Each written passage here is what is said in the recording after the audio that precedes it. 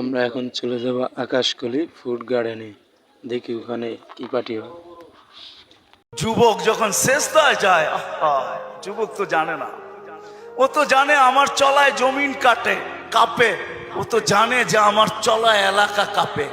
হায়, ও জানে না ওর সেজদায় যে আরশ কাঁপে, ওটা ও জানে না। যদি জানতো তো এলাকা কাঁপাইতো না, যদি জানতো তো জমিন কাঁপাইতো না, ও সেজদা দিতে থাকতো আর আরশকে কাঁপাইতে থাকতো। যুবকের সেজদায় আরশ কাঁপে, আরশ। যুবক যখন সেজদায় যায়, সেজদায় পড়ে তা আল্লাহ ফেরেশতা, নাইলে এই হাদিস কোনোদিন আসতো না। আল্লাহ ফেরেশতাকে বলে উনজুর ইলা শাব মাযা ইয়াফআল, যুবকের দিকে তাকাতো কি করে আল্লাহ জানেন। তো ফেরেশতা বলে জাআলা আজলাহু ওয়া মাজালাহু লিআজলিক, সবকিছু বিসর্জন দিয়ে আপনার কুদরতি পায়ে মাথা ঠেকায় দিয়েছে।